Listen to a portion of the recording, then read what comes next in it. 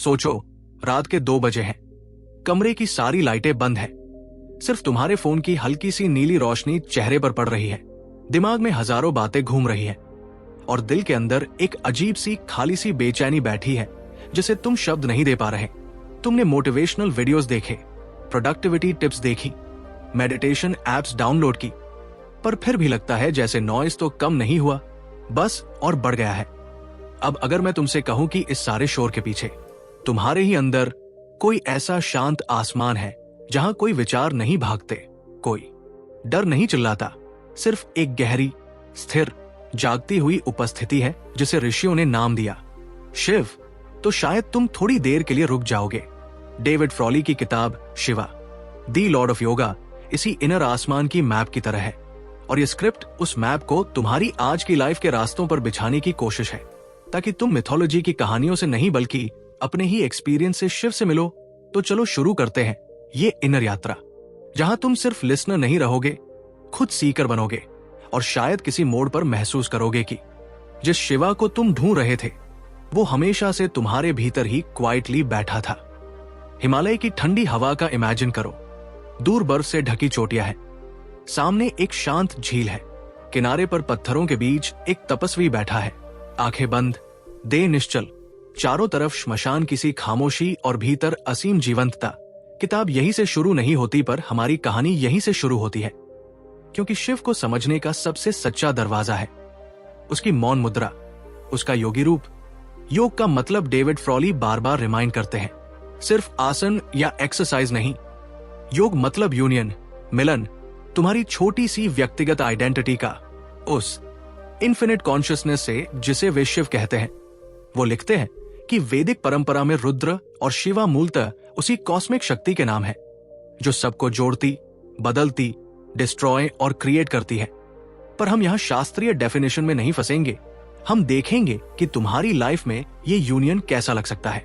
जब तुम रोज सुबह उठते हो, फोन उठाते ही नोटिफिकेशंस की बारिश शुरू हो जाती है, दिमाग टुकड़ों में बंट जाता है। फैमिली की एक्सपेक्टेशंस, पैसे की टेंशन, करियर की रेस, रिलेशनशिप का कंफ्यूजन, सब कुछ मिलकर तुम्हारे भीतर एक इनर बैटलफील्ड बना देता है। इसी बैटलफील्ड के बीच शिवा का पहला उपदेश है अवेयरनेस। साधारण सी बात लगती है, पर सबसे कठिन यही है। अवेयरनेस मतलब सिर्फ ये नहीं कि तुम्हें अपने विचार दिखे। अवेयरनेस मतलब ये समझना कि तुम और तुम्हारे विचार एक नहीं, तुम वो स्क्रीन हो जिस पर ये सारे थॉट्स, इमोशंस, मेमोरीज, डर और सपने आते जाते हैं। शिव उस स्क्रीन की पहचान है। तुम अगर एक पल के लिए भी कॉन्शियसली रुक कर देखो, मेरे अंदर अभी ये विचार चल रहे हैं, उसी क्षण तुम शिव के पहले स्पर्श को महसूस कर रहे हो। यही लॉर्ड ऑफ योगा का पहला सीक्रेट है। योग पोस्चर से पहले परसेप्शन है। डेविड फ्रॉली बताते हैं कि शिव सिर्फ डिस्ट्रॉय नहीं, ट्रांसफॉर्मर है। वो सिर्फ चीजों को खत्म करने नहीं आते, वो झूठी पहचान, पुराने पैटर्न, टॉक्सिक अटैचमेंट और इनर अंधेरे को तोड़कर तुम्हें तुम्हारे सच्चे रूप में खड़ा कर देते हैं। जैसे महादेव का नीला कंठ, उन्होंने विष पी लिया पर उसे हृदय तक नहीं जाने दिया। गला नीला हो गया पर हृदय शुद्ध रहा। तुम्हारी लाइफ में भी कितने विष आते हैं, दूसरों की negativity, rejection, failure, guilt, shame. हम या तो उसे दबा देते हैं या पूरा भीतर उतार लेते हैं। शिव हमें सिखाते हैं, विष को रिजेक्ट मत करो, अवेयरनेस से होल्ड करो, देखो, ट्रांसफॉर्म करो, पर उसे अपनी कोर आइडेंटिटी मत बनने दो। जब तुम किसी कठिन अनुभव को कॉन्शियसली ऑब्जर्व करते हो, क्राइंग या ओवर रिएक्ट करने की जगह डीप ब्रेथ लेकर उसे देख लेते हो, तुम अंदर से विस्पर कर रहे होते हो, नीलकंठ मोड ऑन। यही योगिक साइकोलॉजी है। किताब में शिवा को योगी और कॉस्मिक डांसर दोनों रूपों में समझाया गया है। योगी रूप वह है जो हिमालय की गुफा में शांत बैठा है, जो दिगंबर है, जिसके पास वर्ल्डली कंफर्ट नहीं पर भीतर पूरा यूनिवर्स है। और नटराज रूप वह है जो नाचते हुए पूरे कॉस्मोस की रिदम को चला रहा है। तुम्हारी लाइफ में ये दोनों रूप मौजूद हैं। जब तुम इनर साइलेंस में जाते हो, तुम योगी शिव के करीब जाते हो। जब तुम क्रिएटिविटी, पैशन, लव, रिस्पॉन्सिबिलिटी में फ्लो स्टेट में जाते हो, तुम नटराज के कॉस्मिक डांस को जी रहे होते हो। प्रॉब्लम तब आती है जब हम सिर्फ डांस में खो जाते हैं और साइलेंस भूल जाते हैं, या सिर्फ एस्केप होकर गुफा में जाना चाहते हैं और लाइफ के डांस से भागते हैं। डेविड फ्रॉली का सुंदर इंसाइट यही है कि योगा और तंत्र की शैवा परंपरा दोनों को इंटीग्रेट करती है। गुफा भी तुम हो, बाजार भी तुम हो। वर्ल्ड इल्यूजन नहीं, डिवाइन प्ले है। माया किसी पनिशमेंट की तरह नहीं, शिवा की आर्टिस्टिक एनर्जी है।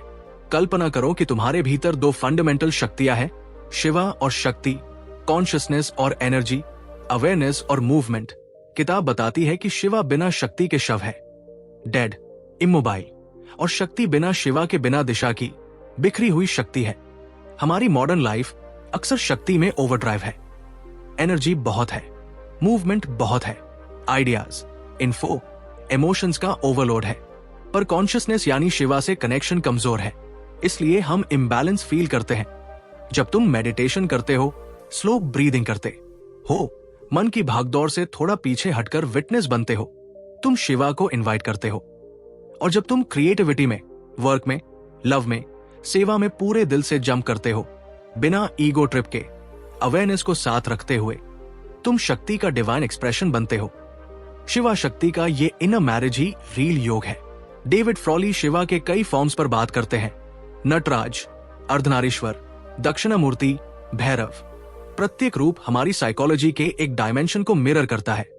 जैसे अर्धनारीश्वर, हफ शिवा हफ पार्वती, सिर्फ किसी देवता की आर्टिस्टिक मूर्ति नहीं, वो ये रिमाइंड कराता है कि हर इंसान के भीतर मास्कुलिन और फेमिनिन क्वालिटीज हैं। लॉजिक और इंट्यूशन, स्ट्रेंथ और सॉफ्टनेस, डिसिप्लिन और सरेंडर। अगर तुम खुद को सिर्फ स्ट्रॉन्ग बनाना चाहते हो और सॉफ्टनेस को वीकनेस समझकर दबा देते हो, तुम अपने इनरर धनारीश्वर को आधा कर देते हो। उसी तरह अगर तुम सिर्फ भावुकता में बहते हो, किसी स्ट्रक्चर, सीमा, डिसीजन की शक्ति को रिजेक्ट कर देते हो, तुम दूसरी तरफ इम्बैलेंस में चले जाते हो। शिव हमें सिखाते हैं कि होलनेस तब आती है जब तुम अपनी इन दोनों एनर्जीज को एक्सेप्ट और ऑनर करते हो। जब एक पुरुष अपनी वल्नरेबिलिटी से नहीं भागता और एक स्त्री अपनी इनर अथॉरिटी को सप्रेस नहीं करती, दोनों शिवा के क्लोज हो जाते हैं। दक्षिणामूर्ति रूप, young teacher under a tree, हमें बताता है कि अल्टीमेट गुरु आउटर फॉर्म में नहीं, इनर साइलेंस में बैठा है। वो जेस्चर से सिखाते हैं, शब्द सेकेंडरी है। जिंदगी में कितनी बार तुमने देखा होगा कि कोई गहरी बात सडनली जगह बना लेती है जब तुम अलोन हो, वॉक कर रहे हो, म्यूजिक सुन रहे हो, या रात में छत पर पड़े आसमान देख रहे हो। वही तुम्हारा दक्षिणामूर्ति मोमेंट है। किताब कहती है, शिवा तुम्हें बाहर के गुरु के थ्रू भी गाइड कर सकते हैं, पर असली इनिशिएशन तब होती है जब तुम भीतर की आवाज सुनने लगते हो। अब जरा शिवा के तीसरे नेत्र पर बात करते हैं। थर्ड आई सिर्फ फोरहेड पर बनी एक सिंबॉलिक आंख नहीं, ये अवेयरनेस की तीखी रोशनी है जो इल्यूजन को काट देती है। तुम हर दिन अपनी दो आंखों से वर्ल्ड देखते हो, likes, dislikes, attraction, comparison, jealousy, इन सब का खेल चलता है। तीसरी आंख तब खुलती है जब तुम सडनली खुद को इन सब को देखते हुए देखने लगते हो, जैसे तुम किसी सीन का हिस्सा भी हो और ऑब्जर्वर भी। डेविड फ्रॉली बताते हैं कि योग साधना का असली लक्ष्य यही शिफ्ट है। आई एम द डूअर से आई एम द विटनेस तक की यात्रा। प्रैक्टिकल लैंग्वेज में इसका मतलब है, अगर तुम्हें गुस्सा आ रहा है तो तुम खो ना जाओ उस गुस्से में, बल्कि इनर में कोई जागा हुआ हिस्सा नोटिस करे। अभी शरीर में हीट है, सांस तेज है, माइंड रिवेंज सोच रहा है। ये नोटिसिंग ही थर्ड आई की फर्स्ट फ्लैश है। इसी फ्लैश से धीरे धीरे पुरानी कंडीशनिंग जलने लगती है। यही शिव का तांडव है ईगो की जमीन धूल पर। किताब शिवा को वैदिक डेटीज से कनेक्ट करती है, बताती है कि आदियोगी सिर्फ एक हिमालयन मिथ नहीं, वे कॉस्मिक इंटेलिजेंस का सिंबल है जो ऋग्वेद से लेकर तंत्र तक विभिन्न रूपों में प्रकट हुआ। पर तुम्हारे लिए इंपॉर्टेंट यह है कि शिवा किसी एक धर्म या कल्चर की प्राइवेट प्रॉपर्टी नहीं, वे यूनिवर्सल प्रिंसिपल है। जैसे ग्रेविटी सबके लिए है, वैसे ही कॉन्शियसनेस भी सबके लिए है। जब तुम इनर साइलेंस में ड्रॉप होते हो, तुम्हें इससे फर्क नहीं पड़ता कि तुम्हारा नाम क्या है, रिलीजन क्या है, स्टेटस क्या है। उस मोमेंट में तुम सिर्फ हो। उस सिंपल होने की प्योर फीलिंग ही शिवा है। इसीलिए फ्रॉली शिवा को लॉर्ड ऑफ योगा कहते हैं। योगा किसी बॉर्डर में बंद नहीं, ये ह्यूमन एक्सपीरियंस का सबसे गहरा साइंस है। अब सवाल, प्रैक्टिकली तुम क्या कर सकते हो ताकि ये सारी बातें सिर्फ अच्छे विचार बनकर न रह जाए, बल्कि रियल चेंज में बदले? सबसे पहले शिव का एक सिंपल स्मरण अपने दिन की शुरुआत में लाओ। सुबह उठते ही फोन पकड़ने से पहले 2 मिनट बिस्तर पर लेटे या बैठकर आइज बंद करो, 3 गहरी सांसें लो। इनहेल करते समय फील करो कि लाइट अंदर जा रही है। एक्सहेल करते समय इमेजिन करो कि माइंड की हैवीनेस, पिछले दिन का गिल्ट, फ्यूचर की एंजाइटी धीरे धीरे बाहर निकल रही है। अब मन ही मन सॉफ्टली बोलो, ओम नमः शिवाय। ये मंत्र किताब में भी सेंट्रल है। इसका मीनिंग है, मैं उस शिवा को नमन करता हूं जो सबके भीतर है। ये कोई डराने वाला मंत्र नहीं, ये तुम्हें रिमाइंड कराता है कि तुम अकेले नहीं। तुम्हारे भीतर एक विशाल, शांत, बहुत करुणामय प्रेजेंस है। अगर तुम्हें मंत्रा से कंफर्ट नहीं, तुम सिर्फ साइलेंटली कह सकते हो, I am awareness, not the storm. ये भी शिवा को याद करना ही है। दूसरा स्टेप, दिन के बीच बीच में छोटे छोटे थर्ड आई पॉजेज रखो।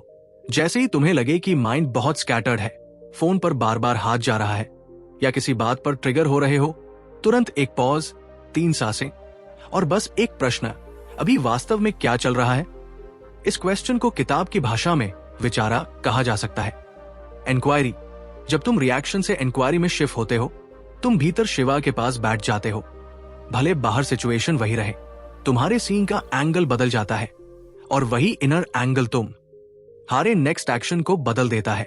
तीसरा स्टेप, अपने शैडो से भागना बंद करो। शिवा श्मशान में बैठते हैं, स्कल्स पहनते हैं, गोस्ट्स के साथ रहते हैं। इसका अर्थ है कि डिवाइन सिर्फ क्लीन और पॉलिश्ड हिस्सों में नहीं, तुम्हारे भीतर के डरावने कोनों में भी मौजूद है। डेविड फ्रॉली की इंसाइट है कि शैवा पाथ तुम्हें परफेक्ट बनने को नहीं कहता, वो तुम्हें पूरा होने को कहता है। कंप्लीटनेस का मतलब है लाइट और शैडो दोनों को देखना। मान लो तुम्हें जेलसी आती है, इनसिक्योरिटी है, एडिक्शन है, शर्मिंदगी है। आमतौर पर हम इन्हें छुपाते हैं, खुद से भी। शैवा वे कहता है, इन्हें आग में मत फेंको, इन्हें आग के सामने बैठकर देखो, एक्सेप्टेंस की आग में। जैसे महादेव शव पर बैठकर ध्यान करते हैं, तुम भी अपनी डेड स्टोरीज पर बैठकर ध्यान करो, लिखो, ऑब्जर्व करो, थेरेपिस्ट या ट्रस्टेड दोस्त से बात करो। अवेयरनेस की रोशनी जितनी इन हिस्सों पर पड़ेगी, उनमें उतनी ट्रांसफॉर्मेशन की संभावना होगी। यही इनर क्रिमेशन ग्राउंड है, जहां पुराना सेल्फ जलकर राख होता है और नया सेल्फ उठता है। किताब में कश्मीर शैविज्म और शैवा तंत्र की टीचिंग्स भी आती है, जहां यह कहा जाता है कि वर्ल्ड इल्यूजन नहीं, शिवा का विस्तार है। इसका साइकोलॉजिकल मतलब बहुत हीलिंग है। तुम्हें अपनी बॉडी से नफरत नहीं करनी, अपने डिजायर्स को एनिमी नहीं मानना, तुम उन्हें अवेयरनेस के साथ जी सकते हो। अगर तुम्हें लव, सक्सेस, ब्यूटी, आर्ट की क्रेविंग है, इसे सप्रेस मत करो, इसे कॉन्शियस एस्पिरेशन में बदलो। पूछो, मैं इस डिजायर के जरिए वास्तव में क्या फील करना चाहता हूं? Security, freedom, respect, connection. फिर उस रियल नीड को शिवा के सामने रखो, इनर स्पेस में, जैसे एक बच्चा अपने पिता से बात करता है। धीरे धीरे तुम देखोगे कि तुम डिजायर्स के गुलाम नहीं, उनके साथ जागरूक खेल खेल रहे हो। वो तुम्हें खींचने की जगह तुम्हारे एक्सप्रेशन बनते जा रहे हैं। अब मॉडर्न लाइफ की बात करते हैं, जहां टेक्नोलॉजी, कैपिटलिज्म, सोशल मीडिया ने हमारे भीतर एक नई तरह की असुरक्षा जन्म दी है। कॉन्स्टेंटली तुलना, FOMO, ऑलवेज ऑन काम, बर्नआउट। डेविड फ्रॉली लिखते हैं कि शिवा समय के भी स्वामी है, महाकाला, यानी वो प्रिंसिपल जो तुम्हें टाइम के फ्लो से आइडेंटिफाई होने से मुक्त कर सकता है। जब तुम हर चीज को अर्जेंट मानकर दौड़ते रहते हो, तुम एक्चुअली टाइम के गुलाम बने रहते हो। पर जब तुम दिन में कुछ मोमेंट्स ऐसे बनाते हो जहां तुम बस प्रेजेंट में ठहरते हो, बिना कुछ अचीव किए, बिना कोई कंटेंट कंज्यूम किए, तुम टाइम को अपने भीतर डिसोल्व होते देखते हो। यही महाकाला का छोटा सा अनुभव है। धीरे धीरे तुम्हें समझ में आता है कि लाइफ एक रेस कम और एक डांस ज्यादा है, जिसमें कभी फास्ट बीट है, कभी स्लो, पर तुम अगर भीतर से ग्राउंडेड हो तो बीट बदलने पर भी तुम गिरते नहीं, बस स्टेप बदलते हो। शिव की एक और खूबी है उनकी भोलेपन में छुपी करुणा। उन्हें भोलेनाथ इसलिए कहा गया कि वे आसानी से प्रसन्न हो जाते हैं, छोटे से भी सिंसियर भाव पर उतर आते हैं। ये बात साइकोलॉजिकल लेवल पर हमें गिल्ट से मुक्त करती है। कई लोग स्पिरिचुअलिटी शुरू ही नहीं कर पाते क्योंकि उन्हें लगता है कि मैं बहुत गलतियां कर चुका हूं, मैं प्योर नहीं हूं, मेरे से नहीं होगा। शैवा पात कहता है, तुम्हारी इम्परफेक्ट कोशिश भी शिवा को इनफ है। तुमने चाहे कितनी भी बार फॉल किया हो, अगर आज तुम ऑनेस्टली उठना चाहते हो, वही तुम्हारी पूजा है। तुम खुद को जितना फॉरगिव करना सीखोगे, उतना ही शिवा की एनर्जी तुम्हारी लाइफ में फील होगी। फॉरगिवनेस का मतलब गलती को सही मान लेना नहीं। फॉरगिवनेस का मतलब खुद को लाइफ लॉन्ग पनिशमेंट देने से मुक्त करना है, ताकि तुम वास्तव में बदल सको। धीरे धीरे ये पूरी टीचिंग तुम्हें एक सिंपल सी रियलाइजेशन तक लाती है। शिव कोई दूर आसमान में बैठा देवता नहीं जो तुम्हारी हर पूजा का हिसाब रख रहा हो। शिव एवरी मोमेंट में तुम्हारी अवेयरनेस के रूप में मौजूद है। जब तुम किसी बच्चे की आंखों में देखकर मुस्कुराते हो, जब तुम किसी स्ट्रेंजर की मदद कर देते हो, जब तुम किसी की गलती को समझकर सॉफ्टन हो जाते हो, जब तुम खुद की अंदरूनी सच्चाई से भागना बंद करते हो, तब तुम्हारे ऊपर से अहंकार की परतें गिरती है और भीतर से कोई शांत, गौरवशाली पर साइमल्टेनियसली बहुत सहज सा प्रेजेंस उठता है।